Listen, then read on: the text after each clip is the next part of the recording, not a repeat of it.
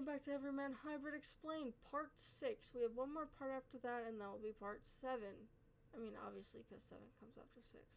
But, that's besides the point. Anyways, so we are on Part 6. Full credit to Nightmind for creating the Everyman Hybrid Explained series for us, so that we can better understand what is going on in the series.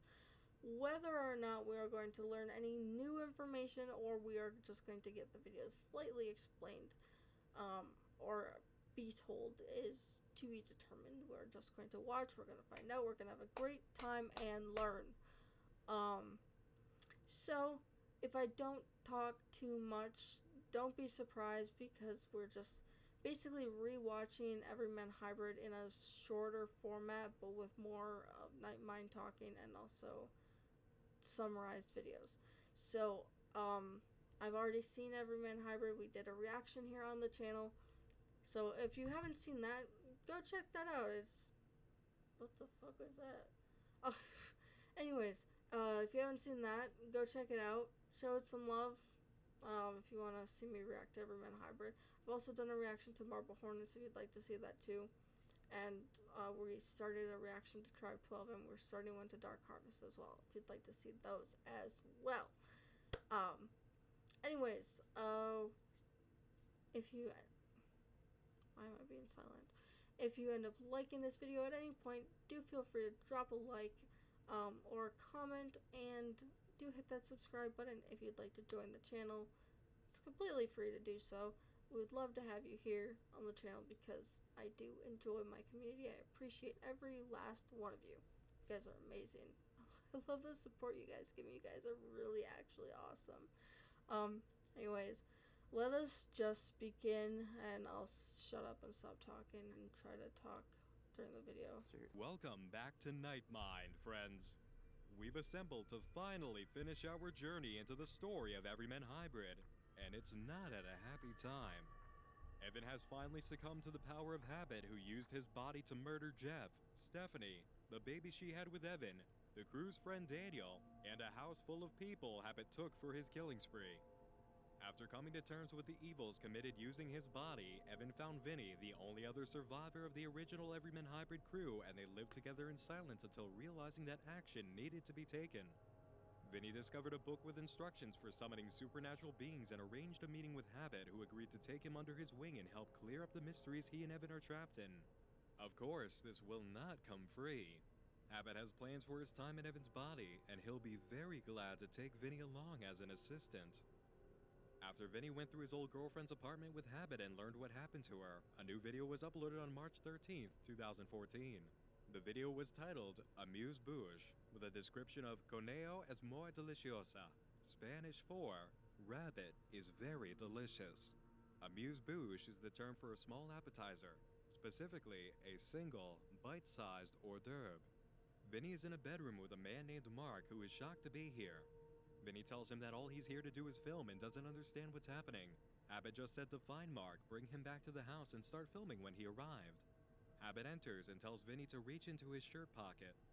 Inside, the playing cards from Box 5, which was found by Mark, the captive in the room. Where'd you find these, Mark? Because I know that you found them. In a box? In a box! That's right, in a box. Anything else in that box interesting? Book? A book? Machete? The machete? Come on. Couple of matchbox cars? Matchbox gun. Oh, yeah. I forgot about the matchbox cars. The matchbox cars. What else? A whole lot of Coins? coins. How many coins were in the box? 357 Oh, man. Is this kid not good or what? 357 and a half coins in that box. Look at that. Look at it. Just sit up, sit up, sit up. Look at this kid. He not only went to go and find this box in the middle of nowhere, in the middle of the woods, for you, to help him. Is that what you said? You wanted to help him? I want to help. He's still. He finds a box in the middle of the woods. Oh, I just want to help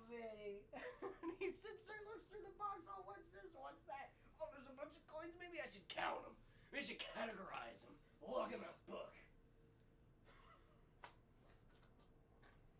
Why? Why even care? He did all of this for you. This guy. And he's not the only one, right, Mark? Right. Right. I'll tell you what, Mark. You put all the pieces together, and you got all these what is this? These people, these cards, this information, and you logged it all in, and you thought about it. And all you are left with, Mark, you personally are left with that card. What card is that?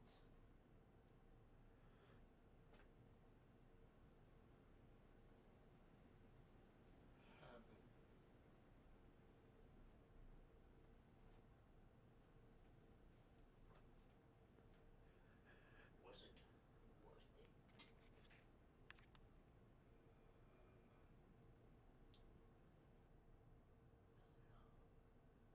Vinny, he doesn't know.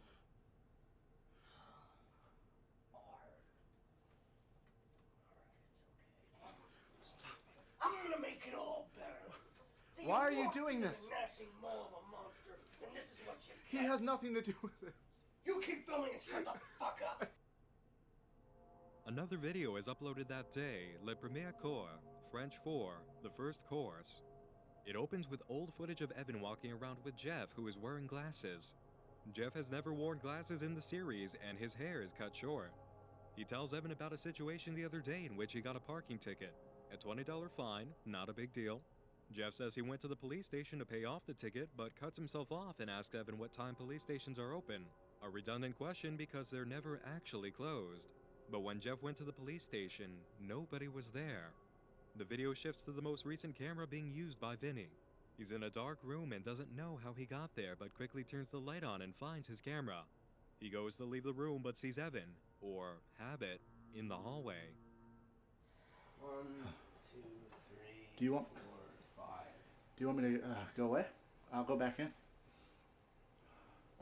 1, 2, 3, 4, 5. Habit. 1, 2, 3, 4, 5. Go away, go away. I'll go back. It's fine. It's fine.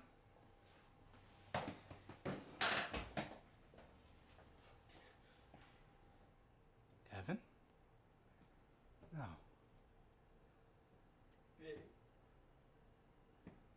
Evan, is that really you? Is it really you? Oh shit. Thought you were gone, man. I just remember we were gonna summon him. Yeah. And then I just everything's been like a fucking whirlwind. Don't worry about it right He now. was hitting you. He was hurting you. I'm okay. I'm okay. He hurt so many I know. A lot of stuff has Hurt happened. so many A lot. people. I know. Wait, no. We don't have time for this. We don't have time for this shit. What's this? It's for you. Did you open it? Hell no. Here, hold this. We're filming everything? Yeah. Okay. I wonder if he's gonna address that cough that I heard. Dear Vinny. Hey buddy, how are you? You've been sleeping for a while, and I thought you may be a bit groggy and confused, so I sent Evan over to help.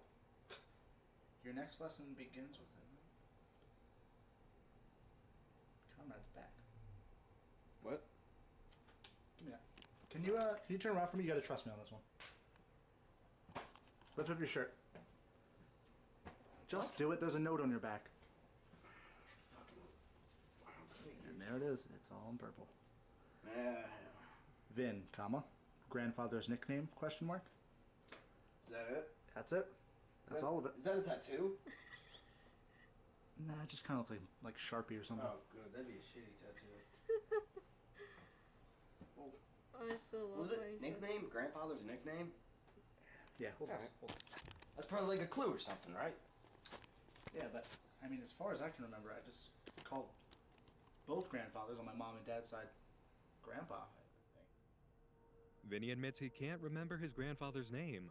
He didn't use it. Still, Evan insists that's no excuse and he should know it. But Vinny can't bring it up. And even worse, he can't remember his grandfather's face. Either of his grandfathers. Okay, so I'm thinking, if I remember my parents, think about them, what they called their... I can't see them either. Confusing part of the series. I don't remember any of them. Evan? Okay, alright, then he fucked with your head, okay? He fucked with your memories or something somehow. He could probably do that shit. Yes, okay. Yeah. Yeah, he can. See? Yeah, so it's alright. But you. Okay, me. You knew my parents. Yeah. You've been to my house plenty of times, right? Yeah. What was my, I don't know, what was my dad's name? What did he do?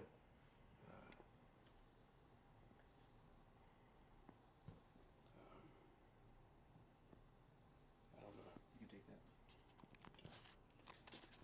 I don't know.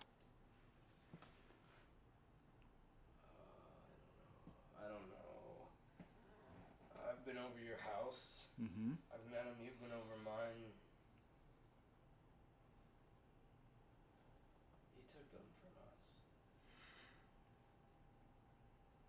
I can't remember my dad. I can't remember my sister. What was my sister's name, Vin? What'd she look like? You were sweet on her for a while. What the fuck did she look like? You have to fucking remember that. I don't know. No. I don't remember any of that. This is bullshit. This is bullshit. You can't take that away. It took everything else away from us. You can't take that. Holy shit. You can't take that. That's all that I fucking have. Evan. Calm down. I need you to tell me something, okay? What? I'm just thinking here. Think about your house, right? Calm down. And think about your house. Okay, what? How many floors were in your house? 3. Okay. 3 floors. Basement, middle, and top. How many bedrooms? Fucking no, I don't know. Okay. No, that's fine. That's fucking Man, fine. fuck you. That's fine. All right. I fucking remember my family looks like. That shit. We're trying to get shit straight here, right? Okay. You're in your house, right? You walk in. All right. You're up the stairs. Okay. When you're halfway up the stairs, what do you see and how do you get to your dad's room? Oh, you remember my stairs? You go halfway up my stairs. There's that railing in front of you, and my stairs curve. You gotta go up the first set of stairs and make a right. Go up the second fucking set of stairs, and you're in a plateau kind of. You got my railing there, and if you make a left at the railing, my dad's room's right there. You got the 3 bedrooms. No, man. Bathrooms on the left. You just described my house. No, I fucking didn't. It's got to be related. No, your house No, was a couple? white hallway, up the stairs, white hallway. On the left, you'd go farther, it's white, and then on the right, that's where we saw him. That's where we first saw a fucking guy. Evan, he was standing in your... that is your house. What? You just described to me your house. What the fuck? Okay, all right. No, We fucked with it. it's got to be related. No, here we go. Okay, a couple... I don't even fucking know how long it's been. A while ago, I went to our houses,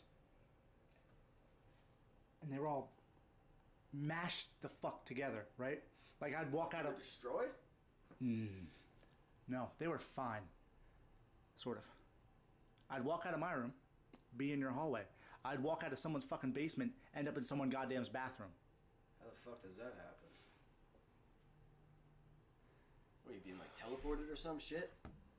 Evan. I mean, fuck. Don't you fucking get it? No. It's all one house. What? It's gotta be. The fuck does that mean? It's all one house. Doesn't it make more sense than teleporting or being thrown from one place to another? No. Why the fuck? How the fuck do you come to that fucking conclusion? Because they don't exist. What? Evan, we are fiction. What the fuck does that mean? Our lives were written for us. You can't just say shit like that. You don't fucking know it. I know. I know it. What do you mean you know it? Something just clicked, alright? It clicked. Now I know. You saying it was all fake? Everything was horse shit. It was all fucking Truman Show. It's all bullshit. The house was real. But it was one house. And how the fuck do you know that? Well, what else do you know? That's it. Well, what else? What else about this shit? That's it. How come you know that, but you don't know anything? What? I don't fucking know. I don't know. I don't know why I know any of this shit. I don't know why I'm in here.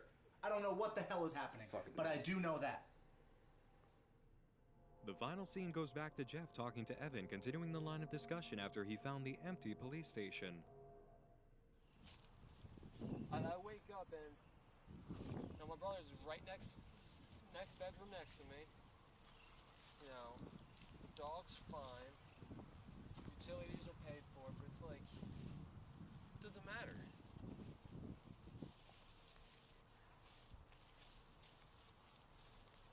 What color was Jesselyn's hair, Evan?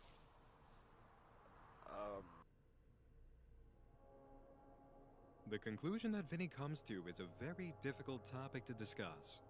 It's well established by now that he and his friends are in a sort of contained environment. Even if it is in an isolated area, they're being kept under watch by Slenderman and Habit. The movements in and around the house at Baldpate Mountain from the property are similar to the event of Jeff and Evan exploring Alex's crawlspace. When they went inside, it somehow stretched all the way to the basement of a house at Baldpate. Then, when Jeff and Evan went to explore it again without Alex, there was no crawlspace. The video wraparound of Jeff telling Evan his empty police station story seems to be from another iteration or was recorded shortly before his death. Different camera, different appearance, but a sense from his words that Jesselyn has been gone for quite a while. He can't remember what she looked like in the same way Vinny and Evan can't remember their own parents now. Identifying the world that these characters live in is a major problem we're dealing with. Corenthal entered the house at Baldpate, got lost in the realm of monsters, and somehow carved out his own section by sheer willpower. When Vinny was inside, he found all of the houses the guys live in combined into one impossible space. Whatever's going on with this place seems to be connected to the disappearing crawlspace event. There are universal laws here that we are missing, and they're connected to the iteration cycle. This is why Vinny saw himself and the group in Evan's basement while at the house. This was an image from another time, another when. Just like the Corenthal event at the storage facility, it's a bleed-through of the present overlaying the past. But it's happened inside the strange void Vinny found in the property and in the storage facility as well. We also saw this kind of thing with the hospital fire, which killed 2 workers Jeff knows that are, somehow, still alive. And yet, Jeff got the email anyway talking about the tragedy that took their lives. There is now a distinct sense of somewhere else in the story, a place where the doctor has been this whole time, a place that isn't confined by natural laws as we know them. But there's also the real world, or what we have to assume is the real world, and even then, that's being cast into doubt by Jeff's story of the police station. Vinny's concern about being fiction can't be confirmed completely. There isn't enough evidence to say that he and the others are only characters, but he is onto something. There's a definite element of fiction to their lives being written around them. Habit has tried to change the game by letting us in on the rules in his own way, and his explanation has been the everyman play. Remember, they live, they suffer, they die, and then they do it all again. There is a pattern, an order to events that has been orchestrated. If this were an actual play, the characters would be on stage, performing in front of an audience with the invisible fourth wall between actors and viewers. All the action would be confined to the stage. Everything that must happen in the play will happen there because they're limited. But the presentation of the play we're viewing is completely different. It's not on a stage. It's on a screen, recorded in an open environment where characters can go anywhere, do anything, and absolutely break the fourth wall because they're real people like you and me. Or so it seems, anyway. Habit and Slenderman's power is unknown. We're not sure of what exactly they can or cannot do, but teleporting and reality warping seems to be involved. Trying to pinpoint where the stage is has just become much harder. We're also not sure who the actors are. It seems like it can only go 2 ways from what we've learned. Either Jeff, Evan, Vinny, and Stephanie are the only copies of themselves and go through the cycle of reiteration completely, stopping in this void beyond time between each life, or they're copies of the same group who go through the cycle for them and pass on their experience to the originals. How this is even possible can't be pinned down yet. The entire idea that the Everyman Hybrid group exists in our world but keeps getting reset for a new cycle doesn't fit with reality. We would know something happened unless Habit and Slenderman managed to reset everyone with knowledge of their existence. That would be a major effort. They'd have to reset anyone who knew them, find brand new homes to put them in, and rewrite the brains of their new families, friends, and fellow employees. Even for Slenderman, that's a huge stretch.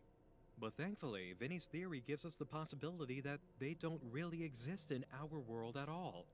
Like the events that have been written around them, their entire world might be fake. Now, the problem with that comes when people from our world like Greenfeathers cross over to interact with them. And this theory does require belief in Slenderman and Habit's power to make a whole duplicate world they can reset at will while maintaining responsibility for everything in it. That would explain their power to do a whole lot of things, as well as bring up the reason behind the quote from House of Leaves. Why did God create a dual universe?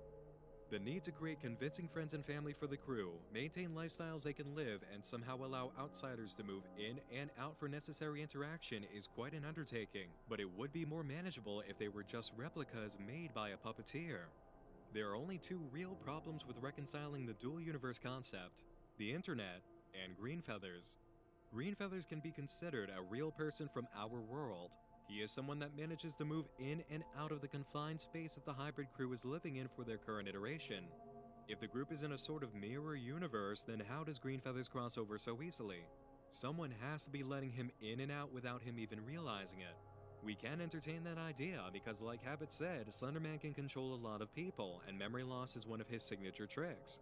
If Greenfeathers lives in our world, he can move over to the EMH universe without understanding what happened because the gatekeeper made sure he got through. The other possibility for Greenfeathers is that he's a replica too. He doesn't actually come from our world, he's from the EMH universe as an additional character, and we just assumed he's one of ours because it's easy to do.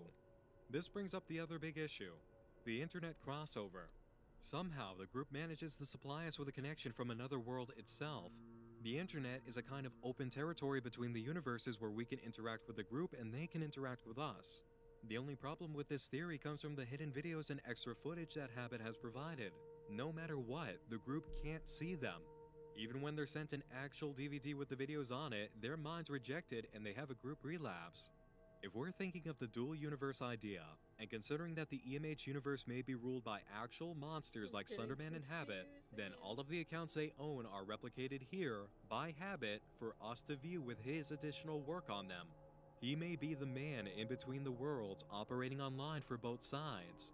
We send Jeff, Vinny, or Evan an email or message of some kind here, which Habit receives, and if he likes the direction it's going to take the group, he replicates it on their side. A messenger inside the void, taking correspondence from one world over to the next, if he likes it. This would be a perfect reason why he can post video after video on the Everyman Hybrid channel that the group can't see while we still can. It's a YouTube channel from a mirror universe beyond their line of sight, solely made for us to view. And while this theory works for a good amount of issues, that still brings up the question of how Jeff caught one of Habit's phantom tweets. He could have genuinely been playing hide and seek on both accounts to torture fans of the group in their world, but we don't know that.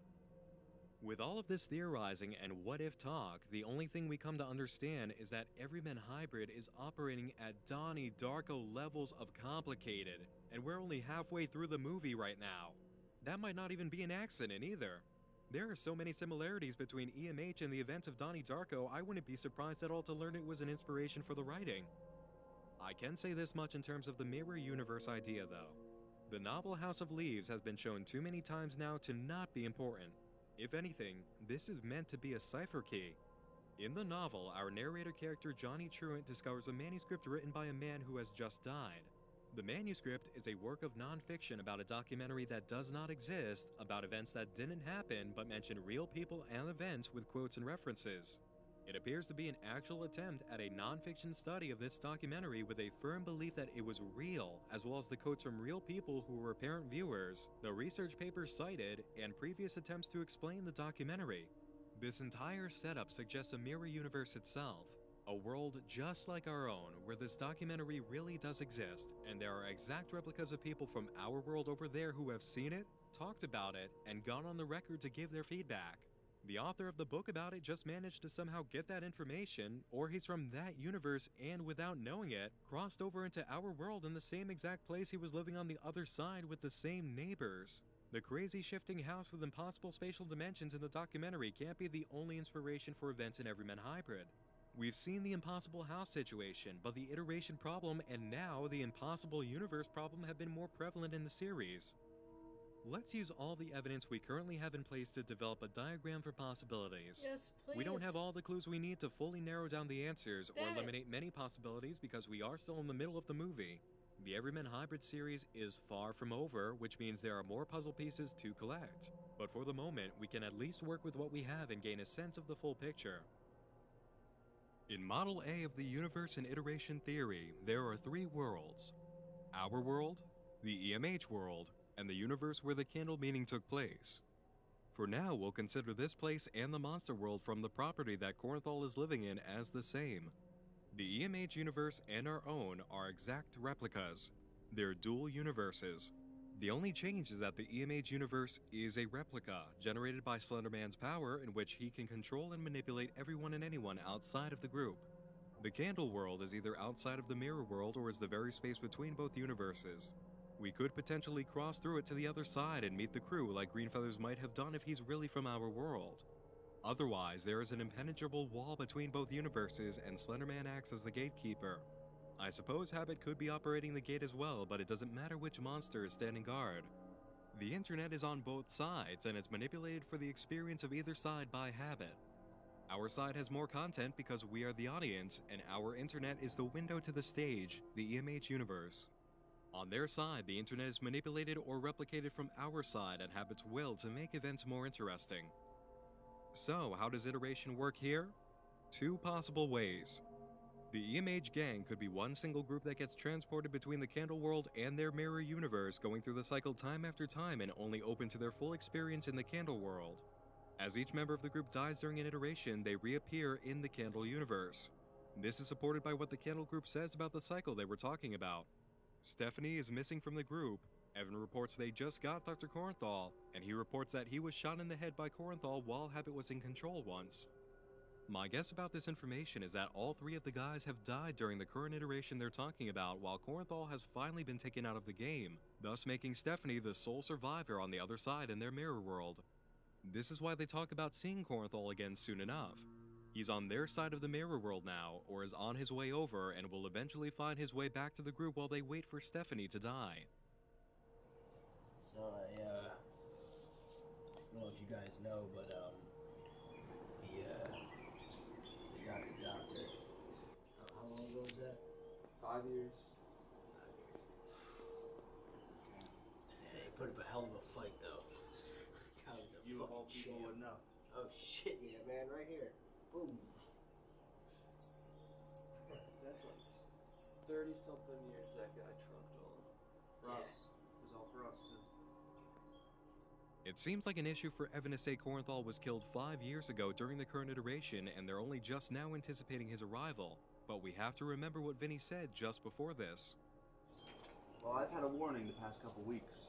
I guess you can call them weeks. I don't, who knows time with whatever the fuck we are. Time works very differently here. If we account for an extreme break of the laws of time between worlds, this will make sense. We just don't know what the exact rule actually is.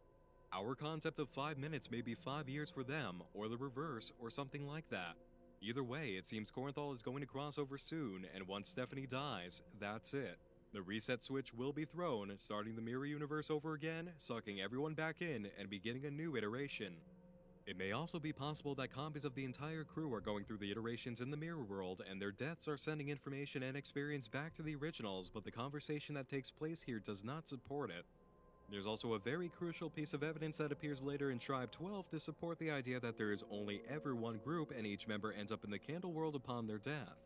The mention of Tribe 12 and Noah Maxwell brings us to the next theory, Model B. This is much more wild, but it does explain some things a bit better than the mirror universe idea. In Model B, there are only 2 worlds, ours and the Candle World. Our world and the EMH world are the same. They actually live here with us, and so do Greenfeathers and Noah Maxwell of Tribe 12. It's Earth. Our Earth. However, the idea here is that multiverse theory is real.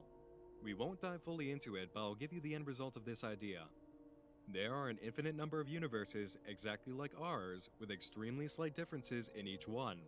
These differences may produce something like a disastrous end result of the butterfly effect, or it may be as simple as an entire country being 1 inch to the left of its original position.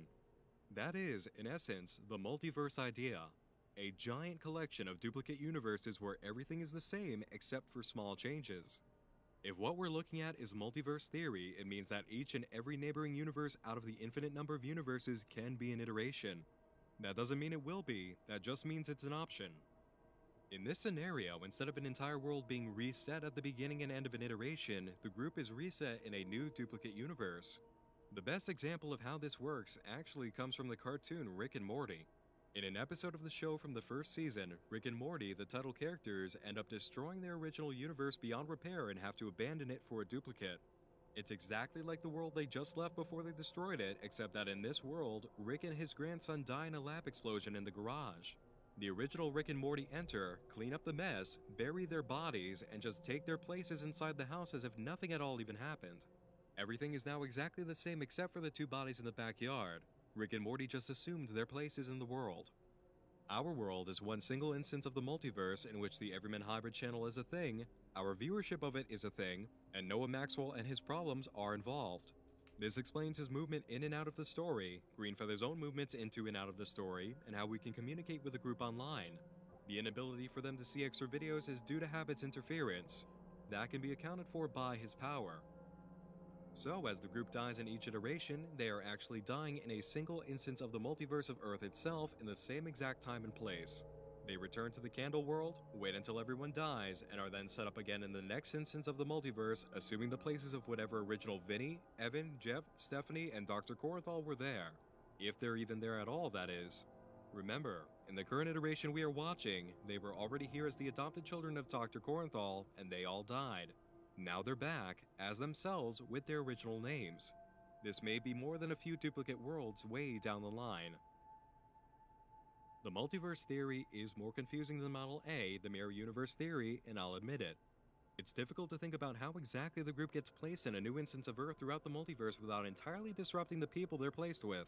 And if there's already an Evan, Jeff, Vinny, Stephanie, and Corenthal in place, it means the original set from that universe needs somewhere to go. The main issue in all of this comes from not knowing what universal laws actually allow the iteration cycle to even work.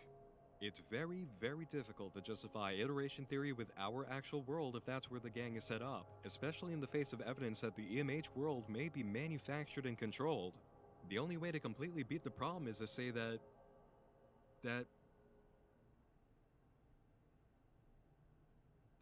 we, actually, might be in their world. And it is the mirror world, and we're all being controlled as part of a single iteration without even knowing it. This is the mirror world. We're in the Matrix, but the architect is showing itself to a certain portion of the audience.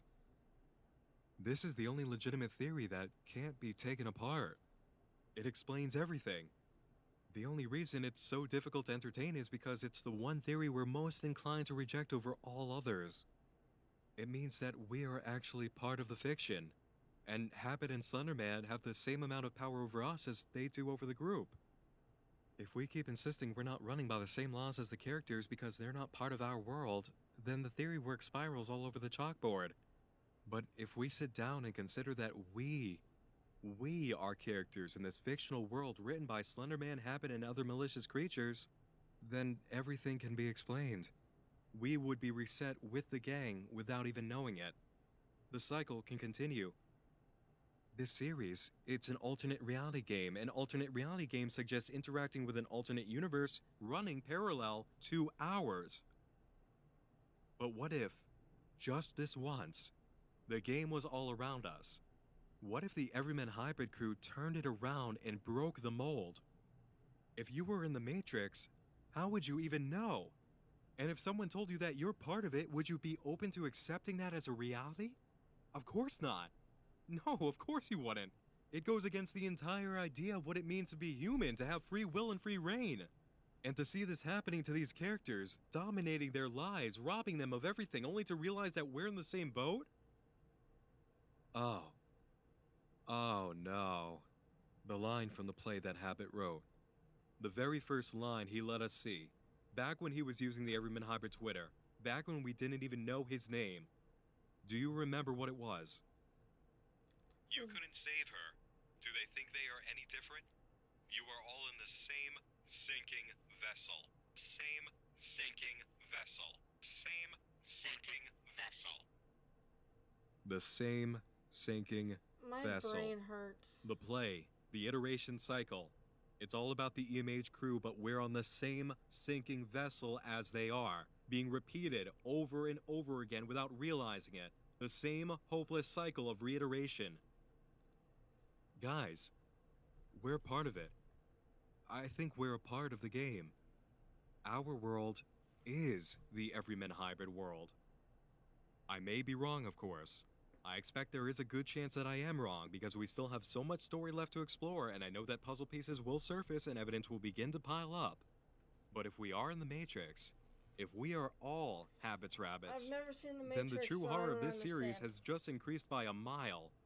And the line about being I on the know I've same been sinking talking vessel, for a while, we but finally that was understand. just like, We finally my understand what it brain means. really feels like it just melted.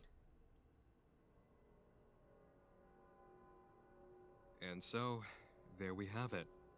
Model A, the mirror world. Model B, the multiverse. And Model C, the unthinkable. We're not just part of the game, we're inside of it. It's all around us. But clues to the accuracy of any of these three theories may exist in the following videos. There is still more story to be told here. Let's keep going and see what turns up. On April 6th, the video appears titled, Three's Company. The video begins with Vinny crushing up a load of pills and putting it into a pot to boil. After this, he's filmed from the stairs while pacing around. He takes a moment to look at the being holding the camera, and it is a being because Vinny expresses obvious distaste for it. I hate you things. Can you even talk? Have you ever tried talking? Never mind. After this, a guest arrives holding their own camera. Sean Anderson, a character from another Slender series called The Anderson Journals, otherwise known as M.L. Anderson. Sean is investigating paranormal circumstances regarding his brother and has been led here by a note found in his car while it was locked. Vinny, naturally, did not write the note. It was Habit, who Vinny unwillingly refers to as his partner in the investigation they're running. He talks to Sean over tea about what he's experiencing with his brother, keeping him occupied until the drugs in their tea knock both Vinny and Sean unconscious. This short story continues on the M.L. Anderson channel, where Habit uploads videos of the events. He describes the conditions by which Sean could actually succeed in his venture and help his brother at length, but then sends Vinny off and spends the night killing Sean, making sure he knows he's dying with the knowledge needed to solve his problems. The death of Mark and Sean now rests on Vinny's conscience in the next video, Breaking the Lease. Habit walks around the house recording with Sean's camera and finds Vinny standing around. He doesn't look happy, and Habit follows him to the kill room where Jeff, Sean, and probably Mark all died. Hey there, buddy. You've been filming an awful lot. Without my permission. I didn't really ask you to. It's kind of interesting. That's all I have. That's all that keeps me sane. Well, you all need something, right? I mean, I have mine, and, you have your ways. Where is he? Where's who? Where's Sean? Sean. Why do you need to know where Sean is?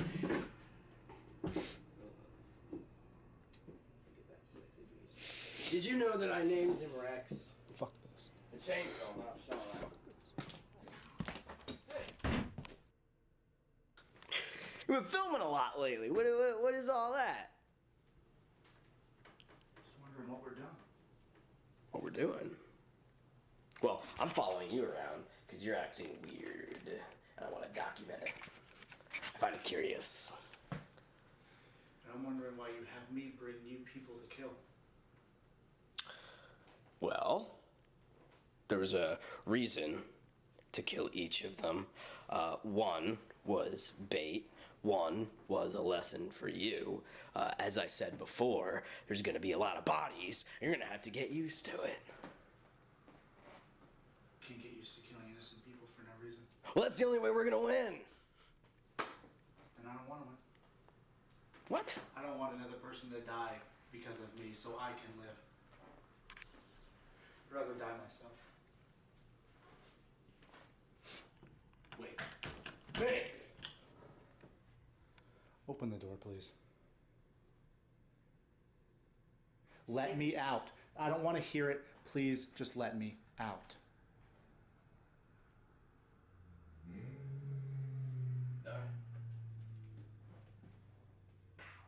Door's open.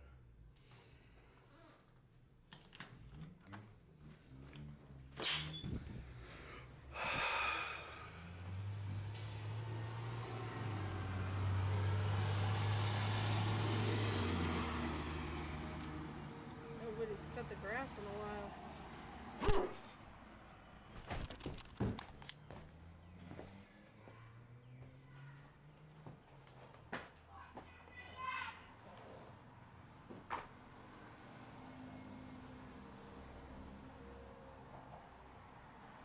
All right. Drag him away.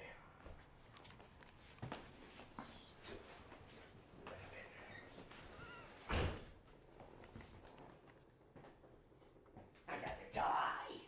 I'd rather die. This close. And just I'm gonna fucking die. Vinny wakes up trapped in Jeff's old bedroom. He's found a note by Habit telling him to eat the snacks he left in the room but throw out his trash. There's a screen on the desk with a bright red countdown. In less than 23 hours, something is going to happen orchestrated by Habit, and he hasn't given any clues as to what's going on. Left alone with his camera, Vinny begins to reflect on the horror story his life has become. Lost so many people. For what? I don't even know what the fuck is going on. Yeah, so many As soon as I pairs of figure something out. Converse. It's like we're back to square one. It's like everything just resets, you know. Can't believe I'm back here. Never fucking wanted to see this house again. You know what really gets me? This is it. It's up to me. But to do what? Die in a room in 22 hours? Have a bomb go off? Have fucking otherworldly powers devour me?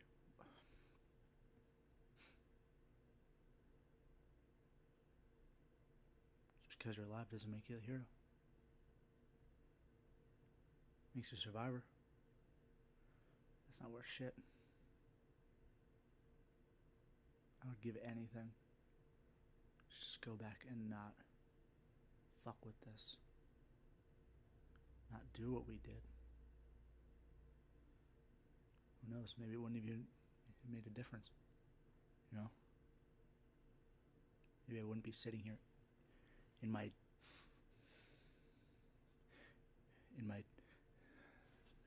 dead best friend's room in a fucking hell house. Locked with a ticking timer. Sometime later, Habit's note about throwing away trash becomes clear to Vinny. He went to toss out his water bottle and found a note inside wrapped around the ammo clip for a handgun.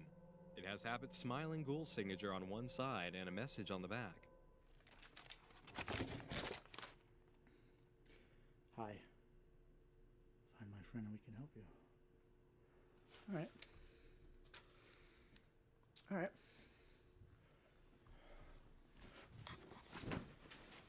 Let's find your fucking friend.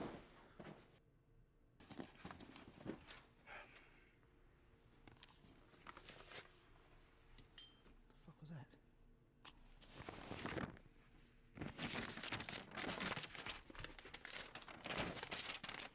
Watch me ASAP. Watch what? It's a fucking hat. What the hell was that noise? Oh shit. Okay, alright. What about this thing? No. Do we have a Oh yeah, this fucking thing was creeping me out, so I decided maybe that'd be worth something.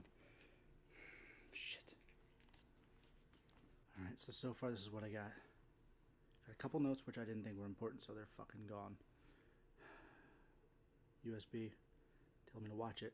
Clip to a gun, no gun, and a box. I don't know, it looked important. 19 hours, 19 minutes, 34 seconds remain. Fuck is this gun?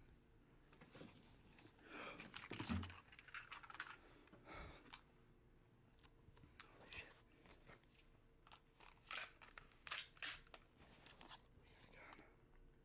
We have a gun.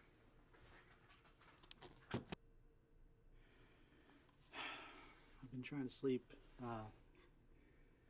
just can't. Fucking lay down and just keep looking at this gun. Just walking around sweating my fucking ass off. Yeah. It's weird to actually hold one of these things.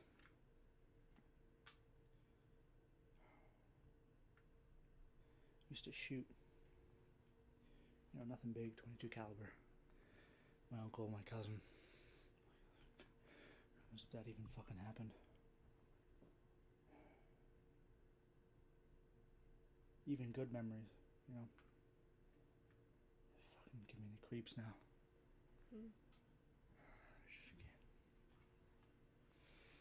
Just can't wait for this fucking timer to be done. You know, just let it fucking happen. Why do I have to wait 16 hours? If you're gonna do something, do it.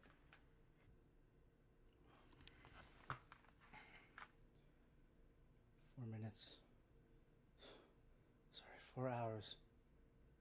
15 minutes. 26 seconds.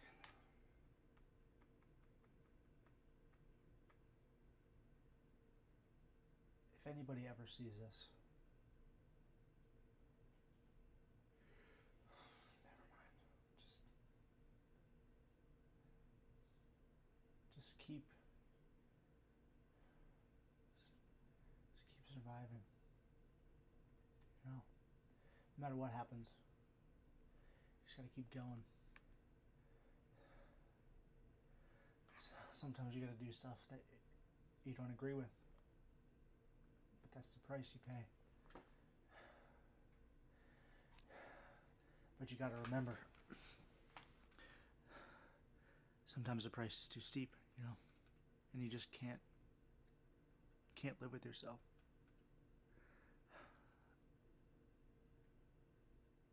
I'm sorry. I'm so sorry to everyone that I've hurt, to everyone who has died around me or because of me.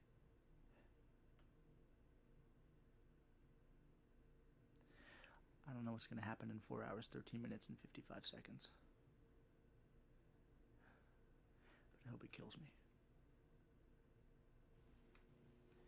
Alright.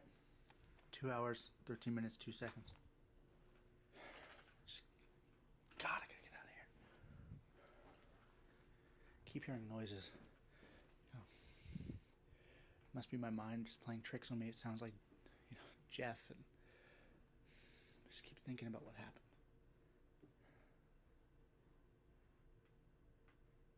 They were my best friends.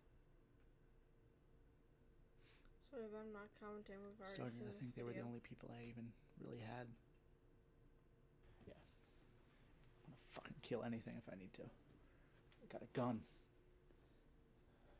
Fuck. Come on.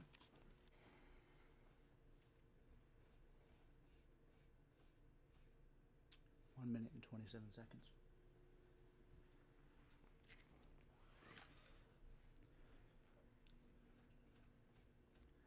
One minute, 16 seconds. Stop it.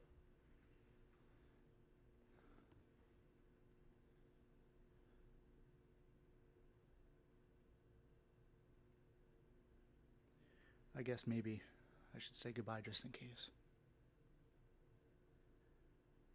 Yeah. I want to thank all of you out there who have helped you've done so much, you know. You've kept us going. You've been there. Just the fact that you watch has meant a lot and has kept me going. There's some fucked up shit out there. But I know it kind of sucks I wouldn't be here if it wasn't for you. I'd be dead by now. So thanks. I know I've said it before, but this might be the last time I get to say it. Thank you.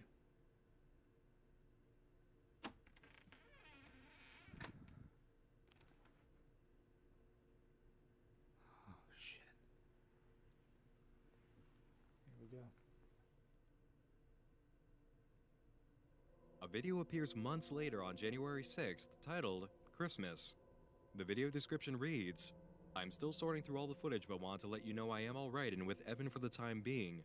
Good news is I think I have control of the channel again. I'll share what I have soon. Vinny." Vinny and Evan are in a new location. There's no sign of habit here. Vinny seems to have gotten his hands on a computer as well and tells Evan he's trying to compile footage from the other day. They talk for a bit about their predicament and who they've become, or were, at times, made to become. Are you okay? Not good. I noticed Evan grows his hair out and then he cuts it short. And it's not even Grows it because, out, cuts it short. I feel bad or Endless cycle. I'm scared. I'm not good because I don't feel anything. It's just, what am I doing? Why am I doing this?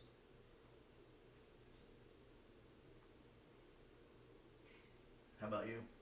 How are you holding up?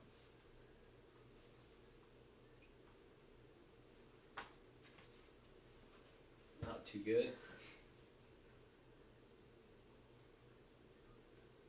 I mean, the things it does, but with my hands, I don't know. I don't know where.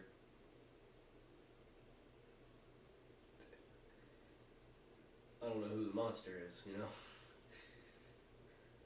Like, is it a monster controlling me, or are we both just some coagulation of violence? Well, I mean, at least there's something controlling you, and you know it.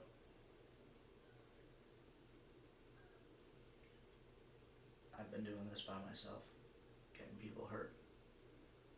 Who knows how many people died? And I've been controlling myself this whole time. I've been in control, and I'm still pushing forward. I don't think you're a monster. He's using you, but you're not a monster. I feel like I'm becoming a monster.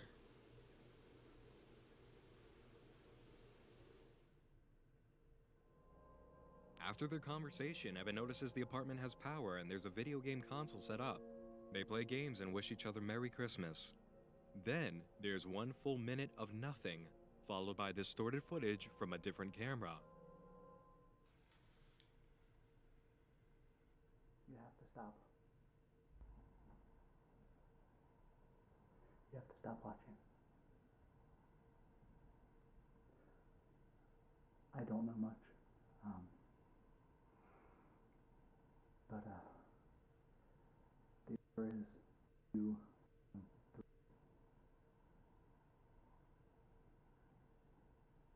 Okay. And I don't know all the keywords, but I know of at least start, home, and Vic. Tell him to stop. And for your own sake, stop watching.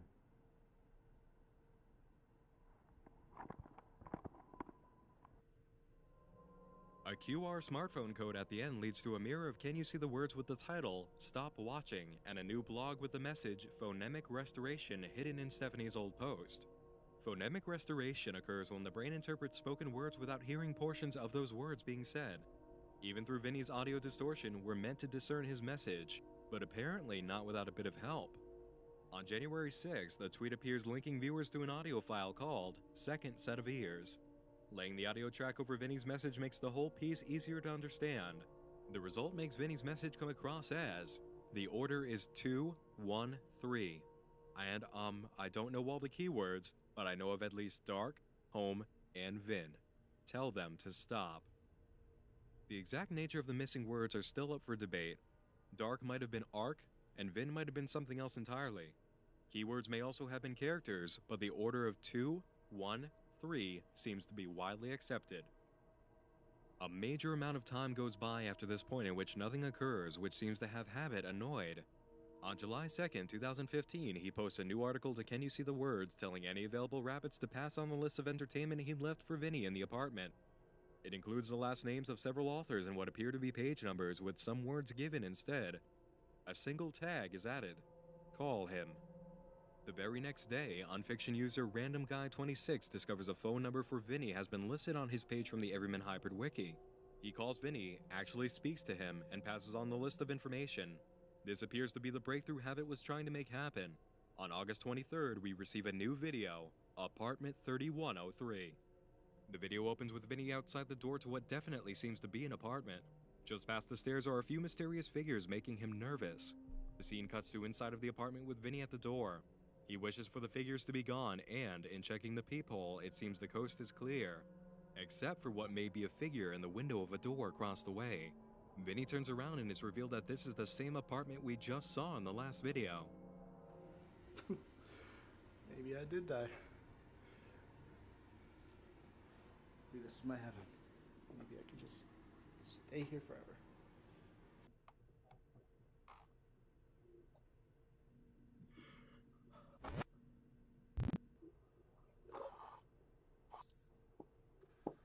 I'm losing my mind.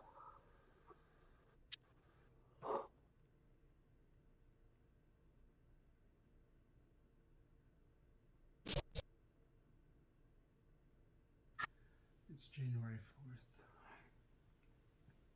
Evan's gone. It's January 5th. January 6th. January 7th. February 15th. May 20th. I think I'm gonna die here. June 1st. The date is Sunday. June 14th. It's important to note that he says Sunday, June 14th. In 2015, June 14th was a Sunday, so Vinny is still with us in present day. It's been a bad day.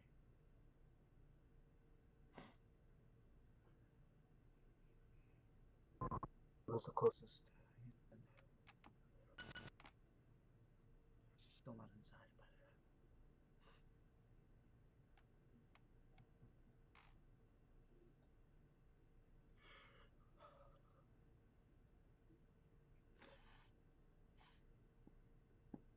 I'm losing my mind. July 8th. I don't know what I usually do. Here in a one-bedroom apartment. Evan's been gone for months. I've been in this apartment since that night at Jeff's house. I must have passed out or something at some point, and woke up in a field with snow everywhere near an apartment complex. This apartment complex, actually. I had a set of keys in my hands with what looked like an apartment number on it, and it turned out to be this apartment, and then was immediately chased inside by 3 people in hoods. Evan shows up at the back door a few minutes later. He crashes for a couple weeks and then disappears for months. I can't leave. I can't get out. No one can hear me. Can't make phone calls. Internet use is limited. Can't open the doors and windows. Same stuff. Alright, now we have some answers. What we saw in the beginning is what happened shortly after the countdown ran out in the video Blue Room. Vinny doesn't say what he experienced after leaving the room exactly, but he somehow passed out and woke up near the apartment complex where he was chased by mysterious figures in hoods. That was the beginning of this video. Vinny outside the apartment door, the figures nearby, and Vinny checking the people to see if they were gone. After the coast was clear, he turned on the light and began walking around, wondering if he had died after the countdown. Evan appeared just moments later and stayed for a while. This is why the video Christmas takes place. Vinny and Evan are seen together in a new location because they were here in the apartment together. Being Christmas, it was certainly the week of December 25th when the video was recorded, even if it wasn't the 24th or 25th exactly. Later, when we see the first of Vinny's daily vlogs, he says, I've been in this apartment since that night at Jeff's house. I must have passed out or something at some point, and woke up in a field with snow everywhere near an apartment complex. This apartment complex, actually. I had a set of keys in my hands with what looked like an apartment number on it, and it turned out to be this apartment, and then was immediately chased inside by 3 people in hoods. Evan shows up at the back door a few minutes later.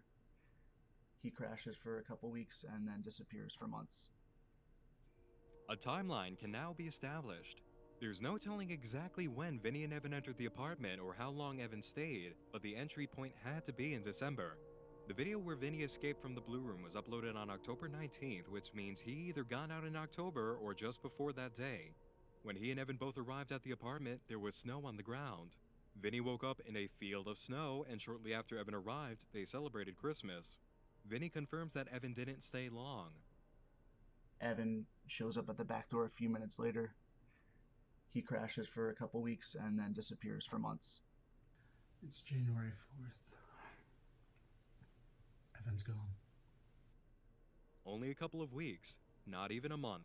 But for the short duration of his stay, Evan celebrated Christmas with Vinny, and those couple of weeks ended on January 4th.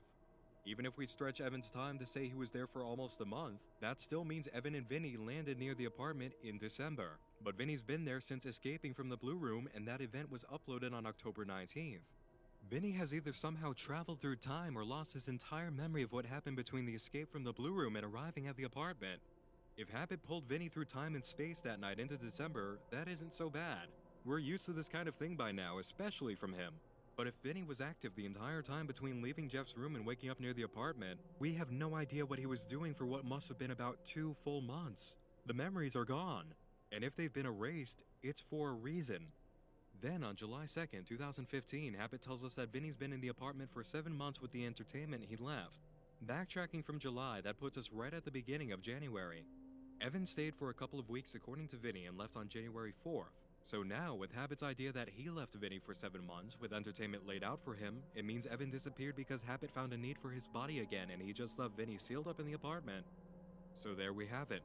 Vinny and Evan arrive in the middle of December after the event of the Blue Room. Evan stays for 2 or 3 weeks, and then Habit takes his body, leaving Vinny trapped for 7 months. Vinny manages to get another video out to us on August 24th titled Part 2. Someone must be coming at some point, because this is new, and this is new, and there's food. Yes, I'm eating tonight. Someone must be going grocery shopping. I just know it's not me. Wait, that's Jeff, isn't it? That looks like the version of Jeff that committed suicide through overdosing on pills. It's too dark to tell exactly, but it may be a safe bet. Vinny goes on to show us a video of Alex he found on the USB drive from Jeff's room. For some reason, he can't upload it himself and he needs to film it playing to be shown. Alex shows off his new head-mounted camera and talks about going on a camping trip with the guys. This is clearly meant to be a new video for his channel, but we've never seen it. Next, we catch heavily distorted footage of Vinny watching Slenderman outside of his patio door. But this camera is behind Vinny. Someone else in the apartment appears to be holding it. We then gain video from his perspective during this moment. So, you'll never guess what the fuck has been going on over here. Been out about 5 minutes now. Looking at this. Nothing but a pane of glass between us. Just staring. Video is normal enough. I think it's this one that's important here. There's a couple more like the first one, by the way. I don't know why I'm filming this. None of uploading for some reason. I figured I'll reach out to you guys. Because my brother, he definitely needs some psychiatric help. He's convinced that whatever's following him is gonna kill him. And it's scary to see that the only person he's got to be going down like that. But, Just getting interesting. give this one a shot. I hope it makes me feel right. Take care, guys. Sounds like a similar situation, huh? Yeah, it does. Alex definitely seems to be having issues getting his videos out due to unseen forces blocking the way, just like Vinny in the apartment. But Alex's videos are old. His channel is old, and Alex is dead. Why were these blocked when they were made? At the end of Vinny's video about Alex's video, we see a clear version of what he's been catching on film lately. Can't help but feel like we're to blame. And finally, on August 29th, we receive Part 3. August 3rd. Can't get the air back on. First it was the couch yesterday. Now it's everything else. The fridge is About how blessed. empty, more or less, except for some condiments. This place is starting to feel really small.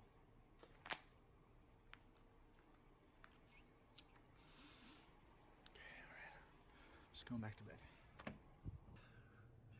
It's Vinny fucking Everyman. And it's August 15th.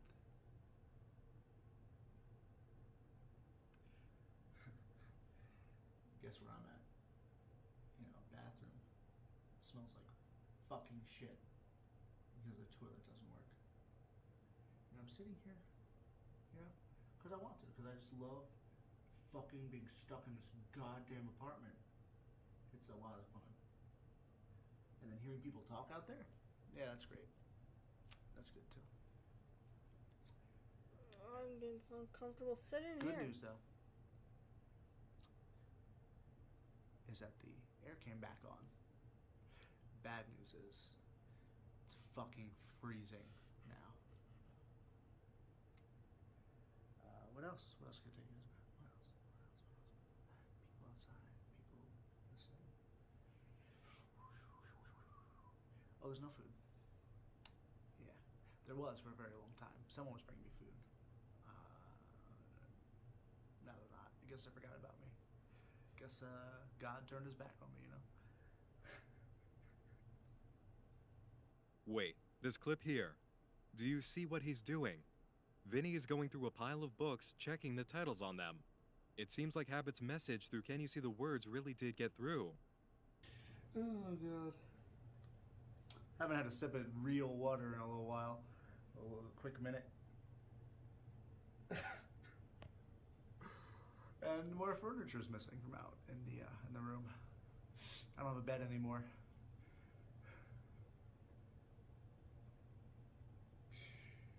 Yeah.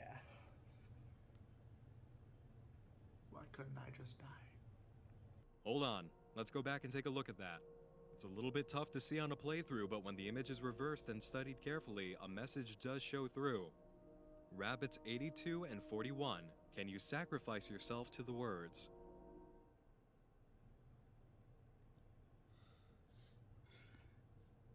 Getting the fuck out of here.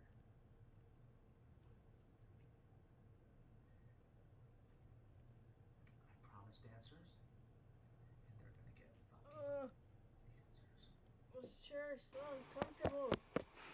I figured out what he wanted me to find.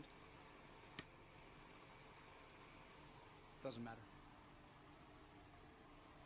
Not bringing anybody else into this. This final piece is a continuation of the extra footage that came through bearing Habit's message. Vinny certainly seems to have broken the code, and what he wrote on the back of that envelope was the result. He knows what it means, and he's not willing to bring Habit any more victims to the slaughter. Since this video, there's been no activity from Vinny, and it makes sense that we haven't heard anything. It looks like Habit is waiting on a very specific pair of rabbits to get back online and keep playing his game. And that doesn't come as a surprise. With rabbits left alive, Habit's games can continue and he's in a more powerful position to play Puppet Master than ever before.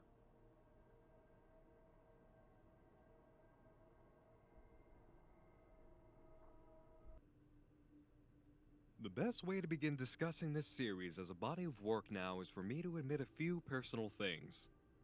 First, I have never seen something as unique as Everyman Hybrid.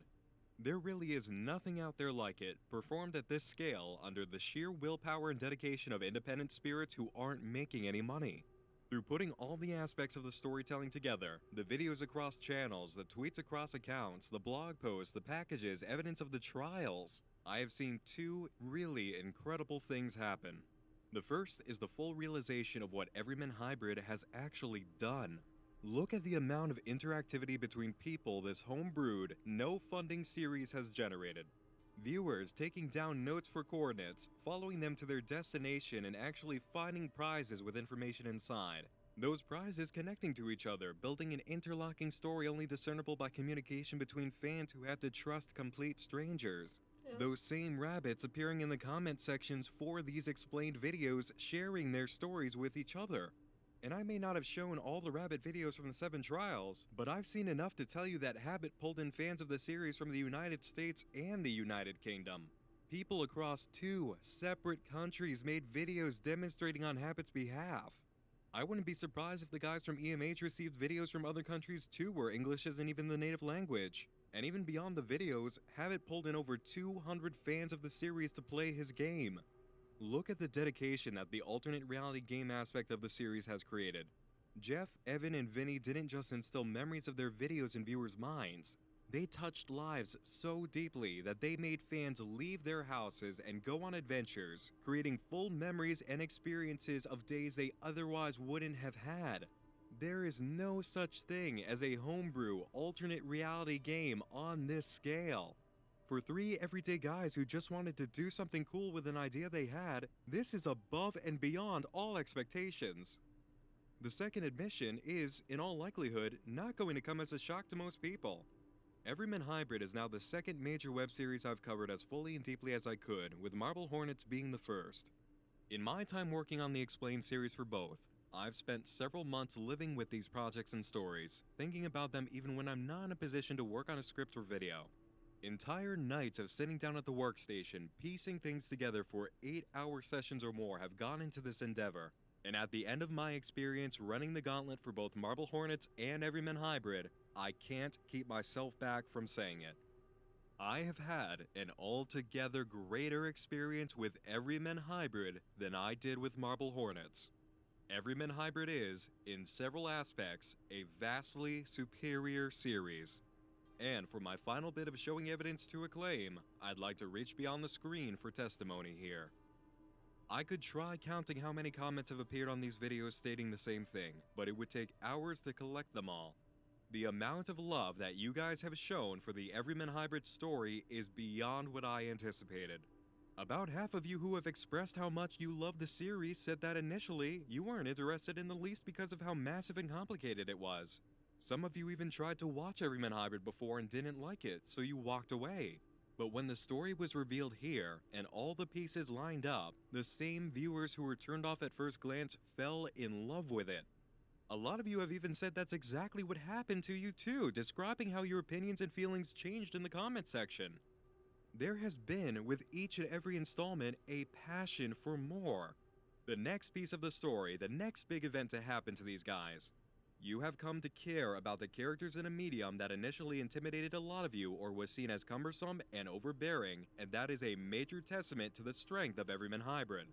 And while I can segue into a few topics from that statement, I'd like to begin our talking points with the one that absolutely needs to be addressed first.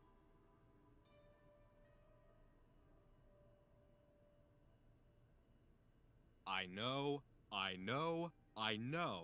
Guys, I know it's too big. I know it's overcomplicated. I know the pieces are spread out all over the place and that putting them together is impossible without the Everyman Hybrid wiki. I know. Big shout out to that Everyman Hybrid wiki, by the way, which has been the most invaluable resource for this project. I couldn't have accomplished this task in the time it's taken without the wiki. For anyone who has edited that Wikia page, put articles together, and kept tabs on everything, give yourselves a standing ovation. You see, the truth about Everyman Hybrid status as the most complicated web series online is, actually, a really interesting accident. YouTube channels, Twitter accounts, letters, packages, a Tumblr blog. It's a lot to take in for the casual viewer, which makes accessibility very difficult. But the reason that it all turned out this way becomes apparent once you see the full picture. Whether or not it was intended to be by the guys, Everyman Hybrid is not just a story. It's a novel. Every way you look at it, the story reads like a novel, like an actual written, published novel, changing perspectives to see events occur through the eyes of multiple characters, whether or not they're involved with each other on a conscious level at the time. Sorry, I'm just really listening to Nightmind right now. Like, I'm really invested in this. But, wow, like, I'm gonna give my thoughts at the end. Imagine each section of the story as if it were written like a novel in third person, with an omniscient narrator that can channel thoughts and feelings for the characters. Our novel begins with the guys, and at any point we can experience their progress in the story by flying from shoulder to shoulder. You could have even had separate chapters for Vinny, Jeff, and Evan if you wanted to do it that way. Then we roll on over to Alex, the insider who is still technically on the outside, for his look on the situation. His perspective on events, which is precisely why he says he made a YouTube channel in his first video. From there, we have chapters with Stephanie, who at first doesn't appear to be connected, but slowly becomes more entangled with the characters in the rest of the novel. In sharing time with Stephanie, we would know her personal story in depth, experiencing her thoughts and emotions as she deals with the aftermath of her family's demise. And as the story progresses, tying together the four of them, we spiral deeper into darkness until a habit finally emerges. This entire story, with all of its aspects, feels so much like a novel. I don't think that's a mistake either. All three of the guys appear to be very driven by full, compelling stories. Vinny and Jeff have both read House of Leaves, Evan and Jeff are known to be writers outside of the Everyman Hybrid series, and all three are well acquainted with Alan Wake and other games with strong narratives. Not to mention that they're clearly aware of Creepypasta, with Slenderman and the Rake involved in the story. All three of them appear to have the brains of writers. And with the way that everything has turned out, the narrative of Everyman Hybrid seems to be a long-established plot. It works too well. Everything flows together naturally. Or it would have if it had been a full novel. The truly awesome problem of Everyman Hybrid actually comes from its true format. It's not a novel. It's a web series with an alternate reality game element. As a full, written story, everything works exquisitely well. You have the events, the character perspectives, the thoughts and feelings of everyone involved, and the discovery of information through Corenthal documents. But attempting to fit that all into a web series format poses a major challenge. How do you keep everything good you put together in the writing and adapt it to the internet perfectly? You would need a way for each character outside of the main three guys to express themselves, so you have to make a YouTube channel for Alex and a Tumblr blog for Stephanie. You've got to introduce the Corenthal storyline as well, but letting the guys make all the discoveries isn't nearly as exciting as letting viewers get involved. Habit needs to make his mark, but you can't exactly let everyone know what's going on that easily, so you've got to really craft an odd series of interferences first. And because it's Habit, he's going to want his own voice to speak with too, so he also gets a Twitter account.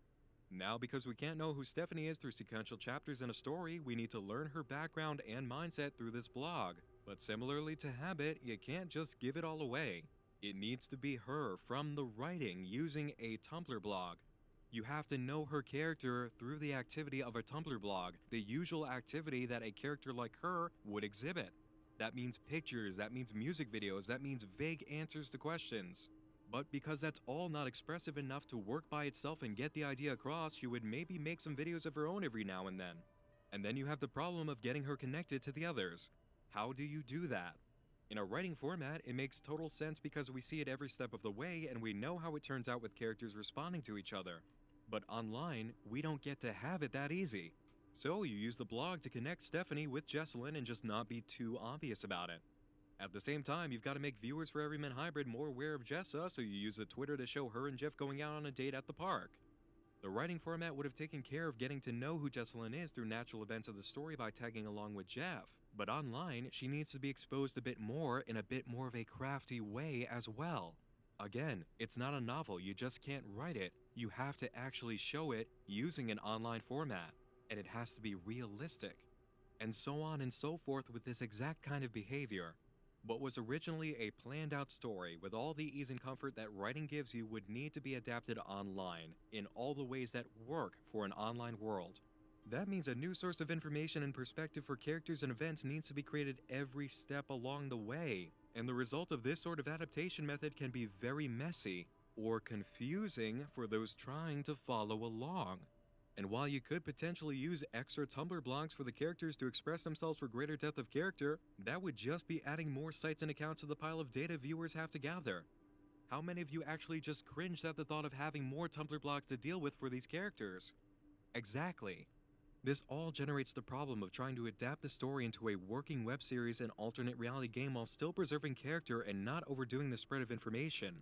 And even if the plot wasn't completely fleshed out to the length of a long short story with full descriptions of character moments and introspection, it's extremely clear how deeply these guys wanted to dive in and what they needed to do.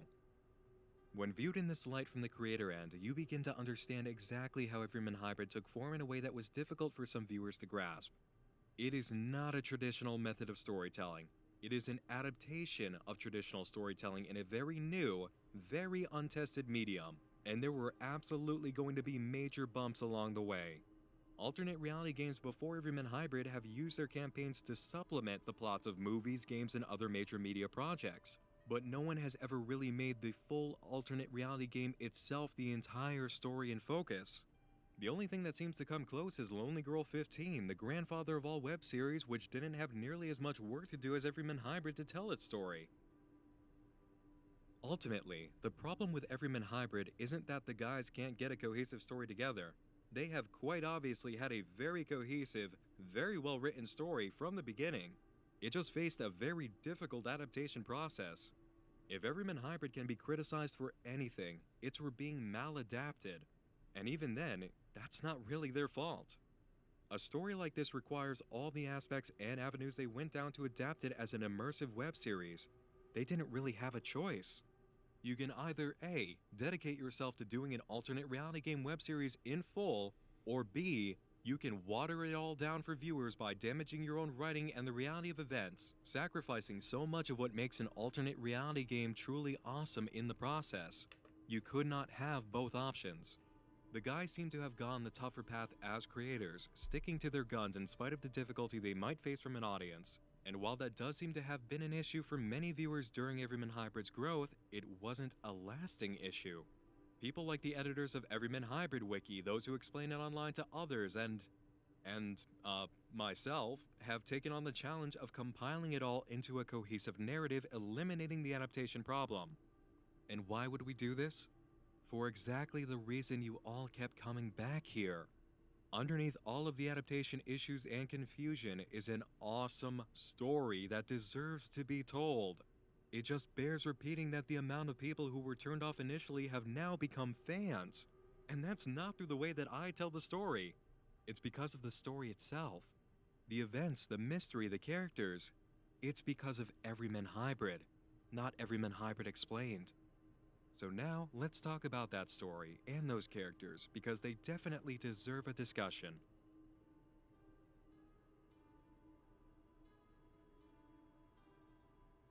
One of the initial feelings I had watching the series back as a whole was of being around friends. These guys have a seriously friendly atmosphere to them as characters. They feel like people and the kind of guys you want to be around. They may essentially be playing themselves, but having them on screen together, being themselves, brings such a human touch to the series that was so extremely lacking in Marble Hornets. Now, that kind of overall quality did noticeably improve once Tim and Jay began interacting and having conversations. Tim's emotional and mental issues in Marble Hornets gave us a deeper insight into his character and made us care more overall, which does show that despite having an overall distance from its characters, the series did get a boost from characterization. It really did benefit from making an effort to humanize its characters, increasing the value of the series overall. Everyman Hybrid has had characterization from the beginning, though. It has personality. To be fair, and I'm gonna defend Marble Hornets here because I love Marble Hornets. Marble Hornets was created by film students. Now, I've never been to school for film or anything like that, but they aren't necessary. I don't think they're taught how to act. I don't know what exactly. I don't know if they're just taught how to film, or if they're taught how to like write a story or anything like that. But for film students or something like that, like Everyman Hybrid is created, as he like said, that Jeff and Evan were both writers, and everything. So, to be fair, this is created by writers who probably aren't amateurs at the subject, but Marble Hornets was created by people who are actively in college and were film students. So there's a big difference there on how you can create a character if you're actively in college at the time. How it's like that's the level there. And this is coming from someone who is a writer. Like, if I wasn't already a writer, because I've been writing stories since I was in elementary school.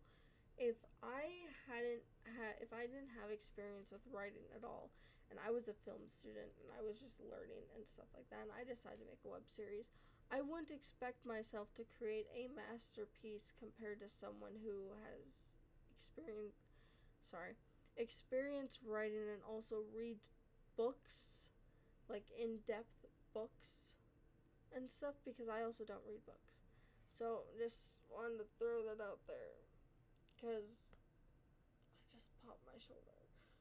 Because my experience with reading books after I got out of school and didn't have to read books anymore, I started reading manga, which manga is completely different than a normal book. It's not gonna be fleshed out and everything. It's just words and pictures. Simplified story. But great nonetheless, because unlike books, manga gets turned into anime. Chef's kiss. Anyways, I don't know why I went on this tangent, but we'll just continue. Charisma, charm, a feeling of getting to truly know its characters from the start, which Marble Hornets didn't do as well. The two series can be said to share a path of growth, however. Notice how in the later installment, why are we comparing? Because Marble Hornets was also told in a different way. both Marble Hornets and EMH came to really focus on character more. They both learned how this whole thing worked as they went along. And boy, did it get intense for Everyman Hybrid. I think the greatest surprise for many is just how powerful of an actor Evan was, and all this time we had no idea. I was reacting. It was imperative for me to give you guys the opportunity to watch his performances as habit uninterrupted, and I am very glad that I did. He is, by far, the most impressive actor in the Slenderverse, portraying the most original creation in the Slenderverse. That is, to be fair, an understatement. He is an amazing actor. Like I said, he should be in a haunted house. Like, seriously. Haunted house movie, something, because he is talented. Now, Noah Maxwell, sorry, but nothing against Tribe 12 and everything like that, but Noah Maxwell, that character, the acting for that character is just, he's too angry. He's too angry. Habit is entirely original to Everyman Hybrid, a new monster we haven't seen before, and this is one of the series' absolute crowning achievements. I've said it before, and I'll say it until the end of time. Originality is everything. Now, there's no such thing as a purely original, this has never existed before in all of history work in the world, because all creations do draw influence from their predecessors, but striving for the most original creation using what you've learned is always the goal. Habit is a character that absolutely achieves this, and I love everything about him. As, you know, a character and a monster, I mean. I'm not fully willing to endorse the act of eating babies, but I can fully support an original monster who does. And with such class and fine taste in music, too. I think the best reveal about Habit was how much of a surprise he was throughout when you consider it. Everyman Hybrid is always billed as a Slenderverse series. Slenderman is the monster, and then you have the Rake, another creepypasta entry. But underneath it all, running as a ground wire from the very beginning is Habit, who just bursts through the floor and steals the entire show, even slaughtering an integral main character in the act. The orchestration of this reveal was masterful, even if some of the hints toward it early on were a little bit too strong. Not strong enough, though. I've noticed that a little bit too many of you didn't quite catch on to the fact that Evan was Habit all along. So, good to you guys. You did keep it hidden.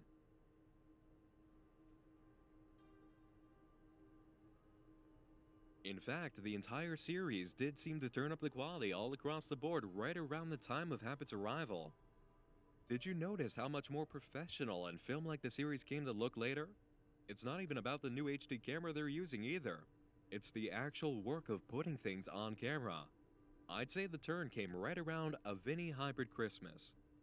From that point, everything involved in how things were recorded seemed to have jumped in quality. More thought was put in, more focus on capturing things just right.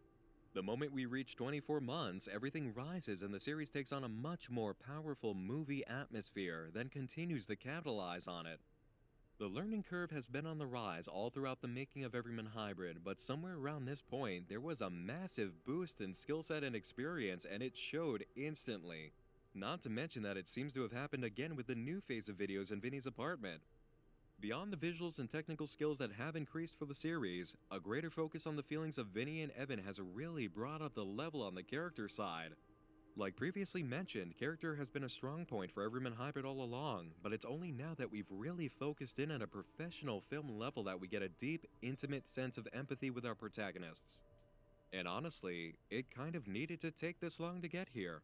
Attitudes toward documentation from the guys have changed over time to reflect their inner needs, slowly letting us in on their true thoughts and feelings, their full reactions to events as they happened.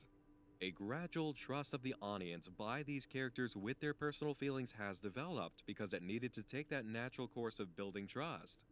But the series would have benefited from giving that to us a little bit sooner, and I'm not too hesitant to admit that.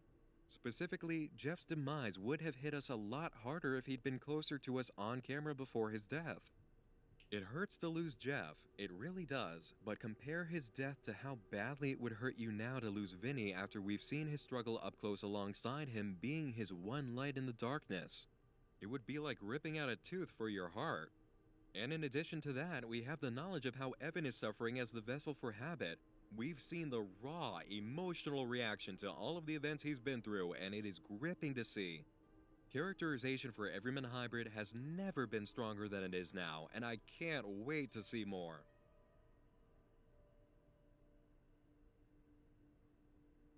One of the only really strong arguments you can actually make against EverymanHYBRID is that, for a Slenderman series, its fear quota is lacking. During the series, we see things as they happen, and events keep rolling on, the mystery grows, and it all becomes very intriguing. But it's not exactly scary. Not for a long time, honestly. Instead, EverymanHYBRID has the power of a paranormal mystery drama with moments of comedy and levity thrown in all along the way. And that's not necessarily a bad thing. The true horror of the series does work when it drops in the form of Habit's reveal and the revelations about his power, but it's a slow burn. We take quite a while to get there, to meet that shock face to face and be terrified of the reality. In the same way, the ultimate horror of EverymanHYBRID, the idea that we might actually be part of the fiction, part of their universe if that theory turns out to be correct. In the same way, the ultimate horror of EverymanHYBRID, the idea that we might actually be part of the fiction, part of their universe, if that theory does turn out to be correct, is of a mind-shattering revelation. It's something so horrible, so incomprehensible, the mind immediately rejects it out of fear. Even if that theory doesn't turn out to be true, the reveal that Habit has been in control and directing this iteration all along while doing the same thing during many others is just about on the same level of sheer horror. Everyman Hybrid takes an approach to the fear aspect of its series in a way that can best be described as psychological horror. It's a slow burn and a subtle trap. You warm up to the characters, you get to know them, begin to really like them, feel for them, and become invested. Then, you realize they're in a prison cell in the hands of a sadist, and the moment it becomes clear, one of them die horribly, killed by the other against his will. It's a very sinister, cruel assault on the heart while its logical ramifications attack the mind, and you're both wounded and terrified at once. The sudden emotional beatdown from the way things play out is an excellent form of execution. But I'd be lying outright if I said that's all they needed for the series to be, really, fully scary throughout. When scary things happened in Everyman Hybrid before now, they weren't really that scary or disturbing. Just in concept, not in execution. The guys definitely learned how to manage it a lot better as the series went on, but for quite a while, only a few moments really hit as hard as they should have. The overall balance of paranormal mystery and feel-good familiarity with the guys makes a strong tone throughout that fills the place of terror, but in a series billed as a horror, more could have been done in attempting to make the fear factor. There were a lot of genuine attempts, and I did see them and I do applaud them, but the handling wasn't right enough to achieve the full effect desired in many instances. The guys have learned though, just as surely as they've improved their skill set in every other field. The handling of tense moments and scary situations has improved a lot, and there's a greater sense of investment at this point of the story than ever before. It took a while to balance everything out, but that mission was accomplished.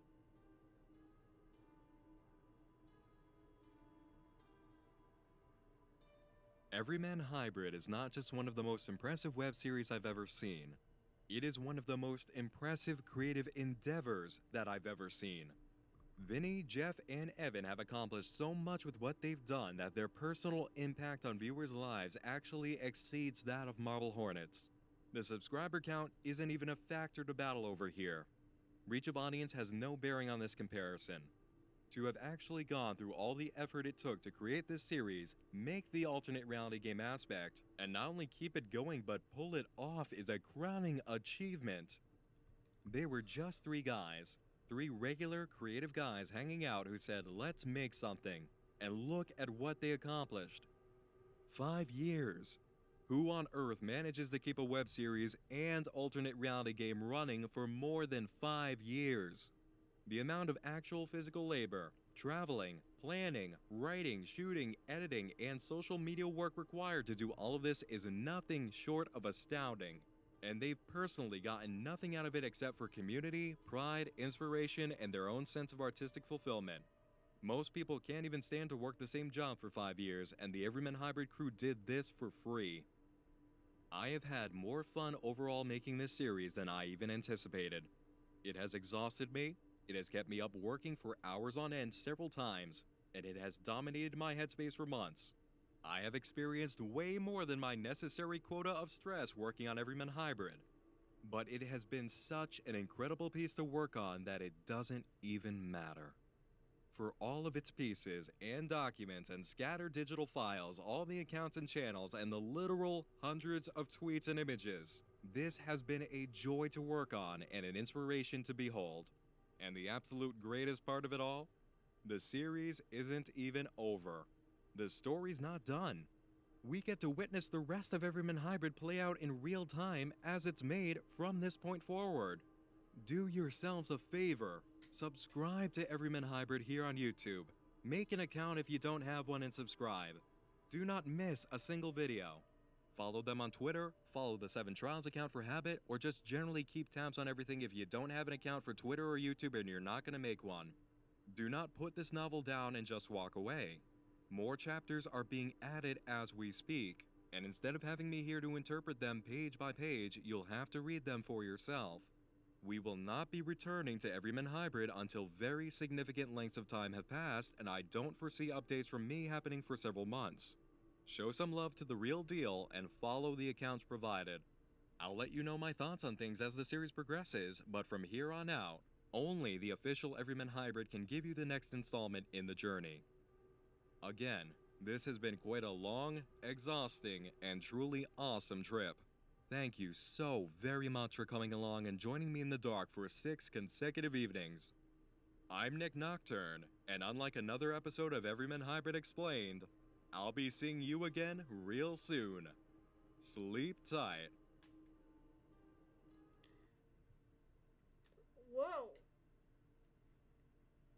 That was a lot to take in.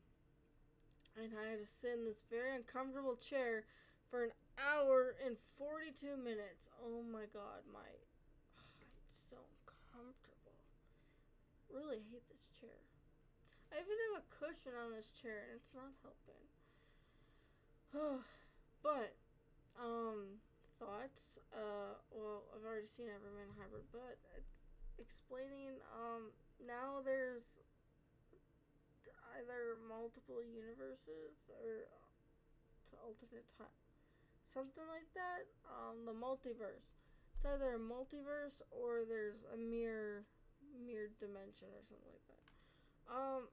My brain feels like it's melting. And I really don't know what to think. Because that's a lot to take in. And I'm really looking I'm looking forward to the next video, the last one, because I would like to see, I hope that it will at least explain it enough to help me understand the series in a nice little bow, but I know it's not going to wrap it up in a nice, neat little bow. However, I'm also not looking forward to sitting here for 2 hours watching it. I'm going to, but I'm not looking forward to it. Because this chair is so uncomfortable, so I'm probably going to have to take breaks. And so that'll be a lot of editing to do. But anyways, I know I didn't talk a lot during this, so however many people actually make it through the entire video, hey, how you doing? Hope you're doing great. Anyways, if you did enjoy, which I would be surprised because of the fact that this was probably really boring to watch because you're mostly just watching Nightmind and I barely talked. But if you did enjoy, do leave a like and comment your thoughts. And why am I being so awkward and cringy right now? I'm so sorry. But also, if you're new to the channel, subscribe and stick around. We'd love to have you here. Socials will be in the description below if you'd like to check those out. Anyways, have a great rest of your day, whatever time zone it is for you. I'll see you all in the next one. Bye.